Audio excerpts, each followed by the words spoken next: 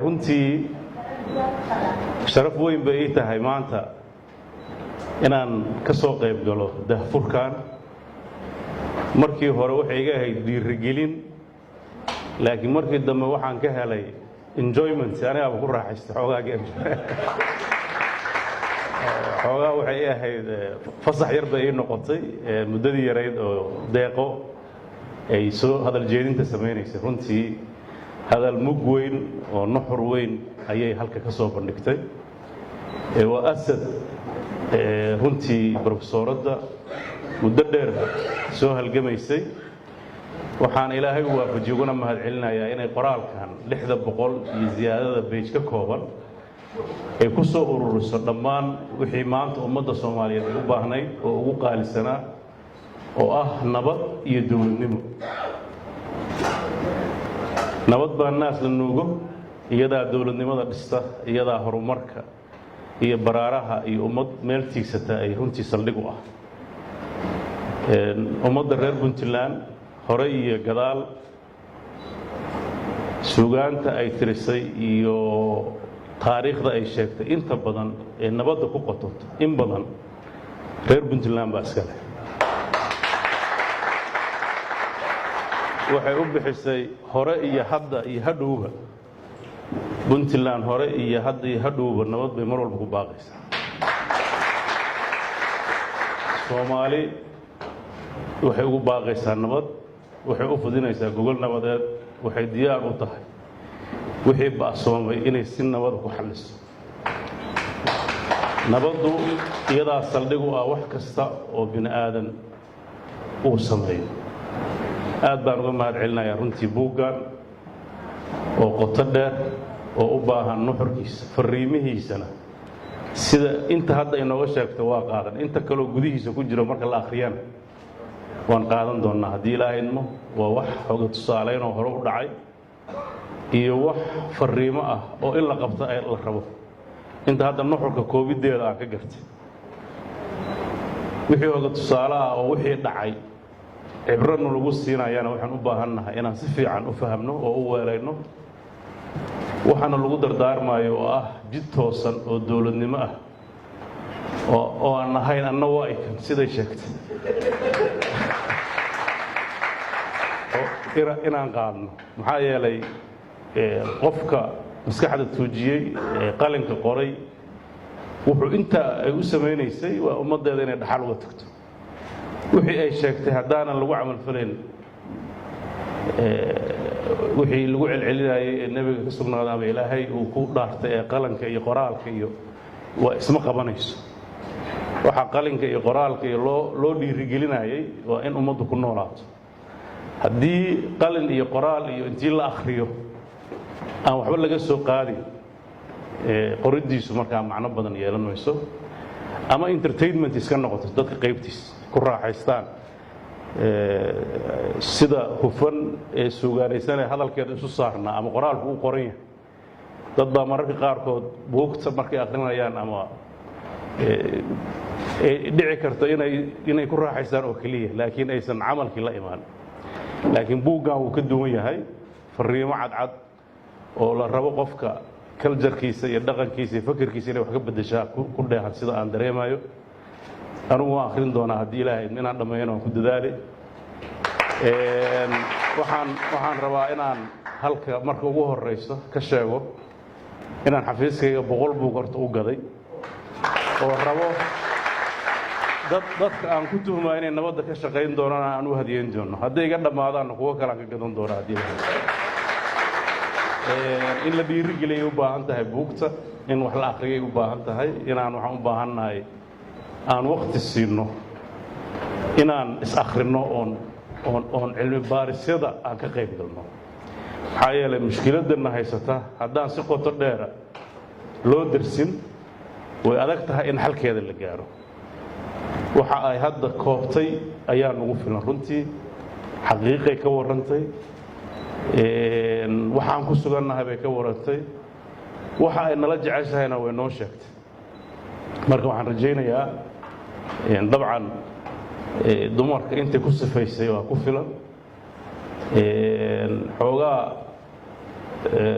waagii hore ogeydo kuwa hubaysana hadda soo baxay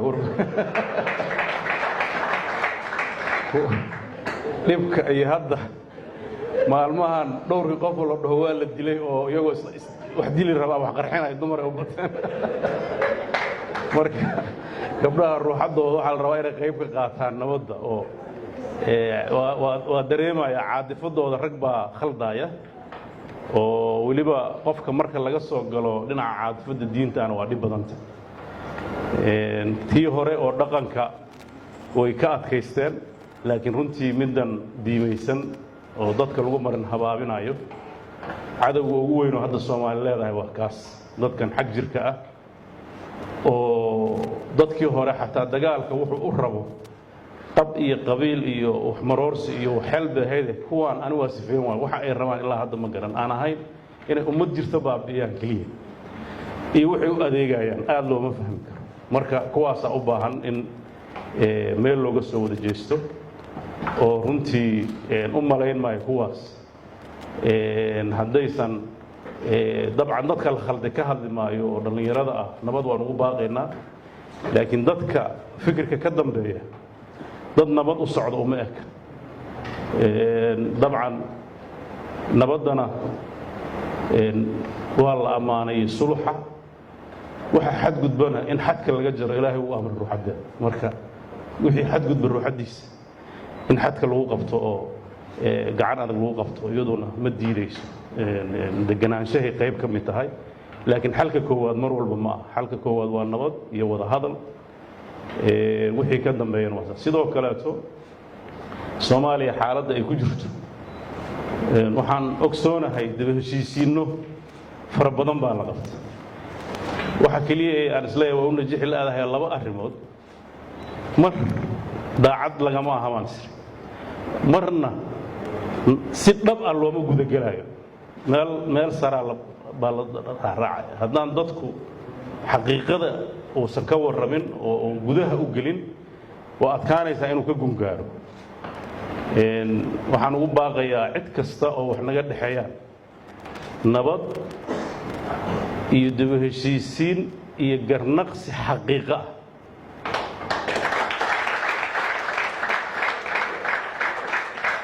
fariinta ugu horeysa waxaan u dirayaa Somaliland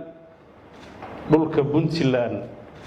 shaarkaaga waa lagu qabsan karaa ay hadda ku xadgudubsan tahay wada hadal iyo nabad inaan ku dhamayno oo ay ku garnaqsadaan baan ugu baaqaynaa waxaan diyaar ugu nahay wax hadda mugdi ku jira ma aha laakiin inaan wada hadal dhab ah oo nabad waarta ka dhalaya geyiga in laga gaaro diyaar baan u nahay message-keena koowaad waa kaas wax kasta oo Puntland ka xun waxaan ku raadinaynaa nabad Soomaalida inteeda kale waxaan ugu baaqaynaa deegaanada weli shidooyin ka jiraan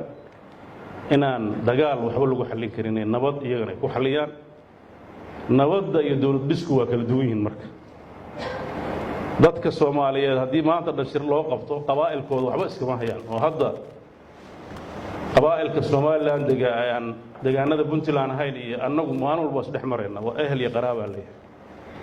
laakiin waxaa la rabaa dib u heshiisiin siyaasadeed oo sax ah oo garnaqsanaysa la rabaa siyaasadda Soomaaliyeed waxaa la rabaa inay si dhab oo u abbaarto inay ka wada shaqeeyaan deganaan si loo helo horumar oo dadka loogu adeego wax kasta oo intaa ka soo hara waxay abuurayaan calow iyo iska daba wareeg iyo jahwareer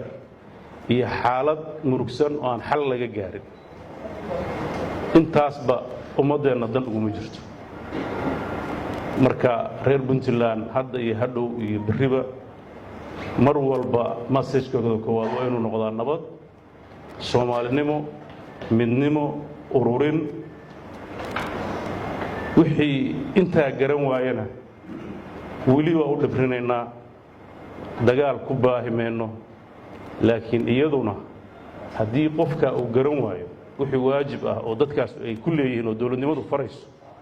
waa ay qaadayaan haddii la hayo buuggan waxaan ku boorinayaa dadka inay akhriyaan akhrin kaliya maahan inay daraaseeyaan baan ugu daraya maadaama muddo dheer cilmi baaris u ahaa buugaagtu waa kala duwanta buugaagta cilmiga inkastoo ay dhici karto dadka qaybtiisa inay ku adkaato luqadda lagu qoray oo aniga inaan ka mid ah ay dhici karto kuwo badan baa iga baxsaday ya marka waxay la tahay iyadana erebixin haddii la waayo haddaan dee qawaci waayana Cabbaas iyo waxaan wacaya dadka suugaanta yaqaan kelmadii ugu adkaato waa la fasiri karaa inkastoo kelmado badan oo asalkooda carabiga uu ka buuxay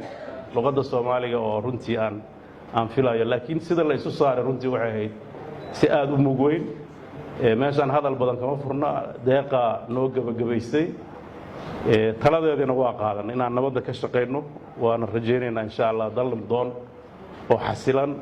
inuu Soomaaliya noqdo oo wixii tagay in laga go'aantoobana waa rajaynaynaa aad u mahadsantihiin wassalaamu calaykum warahmatullahi